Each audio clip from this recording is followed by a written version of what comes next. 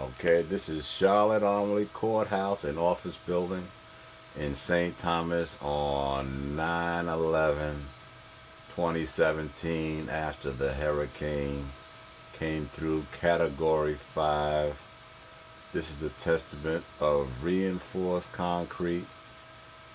They were saying there wasn't enough steel and enough piles. The building looks like it hasn't been touched. My friend Jimmy could only tell me if there was any damage. Of course, he has his office in there. All right. Charlotte Armory, Courthouse and Office Building, 2017 after the storm. Ciao.